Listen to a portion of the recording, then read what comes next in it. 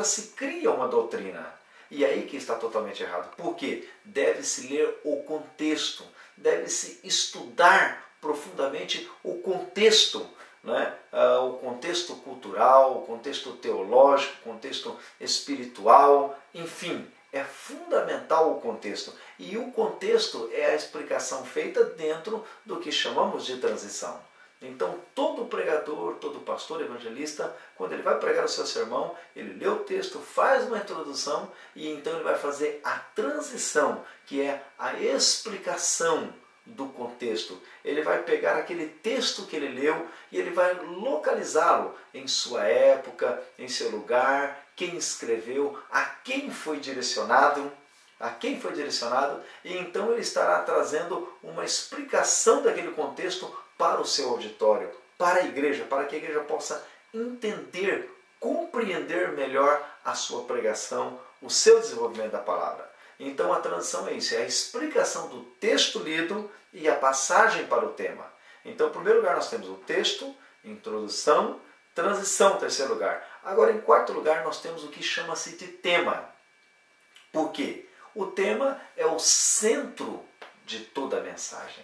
O tema é a parte fundamental de qualquer pregação, de qualquer palavra, de qualquer texto bíblico a ser explanado para o auditório.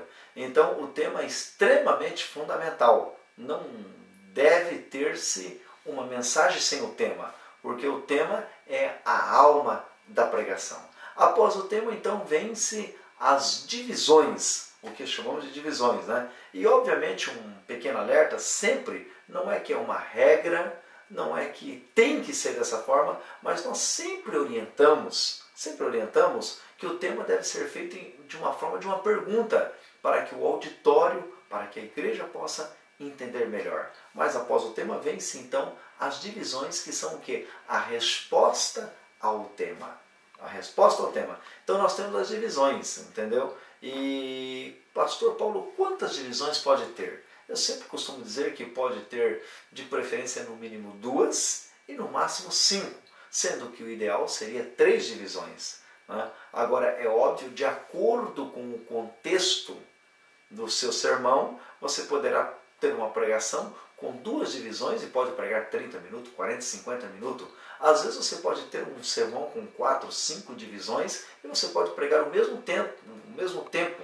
De repente, se você coloca menos subdivisões em um sermão com mais divisões, ou você coloca mais subdivisões em um sermão com menos divisões. Então, é fundamental termos o tema e as divisões. Após as divisões, vem aquilo que nós chamamos então de subdivisões. Mas o que é, pastor Paulo, subdivisões? As subdivisões são os textos bíblicos embasando a sua divisão dentro de um contexto bíblico. É onde nós vamos pegar, dentro da palavra de Deus, textos que vão fundamentar, que vão embasar, que vão dar o suporte para a sua divisão na sua pregação. Você vai, na verdade, provar. Você vai estar mostrando dentro do contexto bíblico que a sua divisão ela é bíblica. Que o seu sermão, que a sua pregação, ela está totalmente baseada dentro da palavra de Deus. O que é imprescindível, o que é fundamental, o que é indispensável.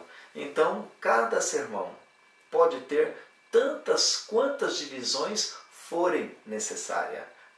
Obviamente, é importante ressaltarmos aqui, sabermos também que as subdivisões, e enfim, cada divisão também, ela deve sempre ser em uma ordem crescente e nunca numa ordem decrescente. Então é muito importante, é muito fundamental saber que o sermão sempre ele vai ter esse caminho de uma ordem crescente, tanto em suas divisões como também em suas subdivisões. E depois das subdivisões, depois de termos o texto, a introdução, a transição, o tema, as divisões e as subdivisões, então nós estamos chegando, nos aproximando do término de um sermão. E o término desse sermão chama-se o conclusão. Talvez você perguntaria, mas pastor, o que é a conclusão? A conclusão sempre vai ser o quê? A recapitulação do seu sermão. A recapitulação do tema, das divisões e a aplicação para o auditório. Seria também talvez uma grande perca você pregar o seu sermão, montar o seu sermão, pregá-lo e não recapitulá-lo e não aplicá-lo para o auditório.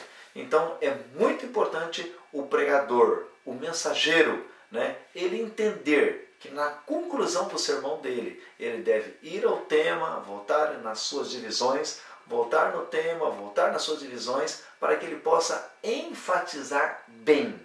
Para que ele possa enfatizar bem tanto o tema como as suas divisões. E uma vez que ele enfatizou bem o tema e as suas divisões, então ele vai estar fazendo o quê? Aplicando para o auditório, né? Tentando levar isso para dentro da mente, do coração de cada vida, de cada pessoa que está ali no auditório, ouvindo a sua pregação, ouvindo a sua mensagem, ouvindo a palavra de Deus. A conclusão é a recapitulação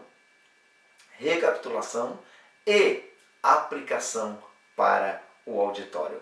Talvez, meu querido ouvinte, meu querido amigo, meu querido irmão em Cristo Jesus, você talvez poderia até mesmo perguntar: mas pastor, é bom, é importante a homilética? Eu diria que sim. Volto a frisar, o que faz a diferença é a unção de Deus na sua vida.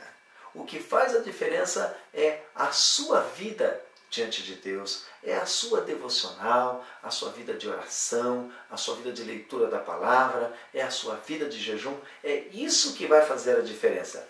Porém, entretanto, todavia, se nós conseguirmos juntar a sua vida com Deus, a sua vida de intimidade com Deus, junto com algumas regras simples, sucintas, objetivas e básicas da homilética, com toda certeza você poderá alcançar um grande objetivo, você poderá alcançar grande êxito em suas mensagens, em suas pregações, porque a homilética ela existe para auxiliar-nos, para ajudar-nos a dividir bem as nossas pregações e colocá-la das melhores formas possível para que o auditório possa entender, compreender e aplicar na vida deles. Então, por isso que é extremamente fundamental, é extremamente importantíssimo a cada pastor, evangelista, presbítero, a cada líder, ele procurar se aprofundar um pouquinho, estudar um pouquinho mais, aprender um pouquinho mais sobre, de fato, o que é a homilética. É óbvio que aqui nós estamos dando uma pequena pincelada rapidamente, né? Já é quase 2 horas da madrugada, 15 para as 2 da madrugada, né? E nós estamos dando apenas uma pequena pincelada, né, em alguns detalhes do que é realmente, de fato, o que é a homilética. Mas isso aqui seria algo para estudarmos aí num curso teológico durante pelo menos, no mínimo, de 6 meses a 1 ano. De 6 meses a 1 ano, né? Mas aqui talvez dá para você entender, compreender o que é a homilética e saber que a homilética poderá ser bênção na sua vida e no seu ministério. Amém? Eu me chamo pastor Paulo Sérgio da Silva Santos, né? Moro na cidade de Maringá, estado do Paraná, ali no Brasil. Estamos dando uma passada aqui na Europa, pregando em algumas igrejas, e é uma alegria muito grande ter conhecido a vida do Paulo, a família do Paulo, e estar aqui no estúdio Emanuel nesta noite, amém? Que Deus possa te abençoar de uma forma especial e maravilhosa a sua vida. Deus te abençoe em nome de Jesus.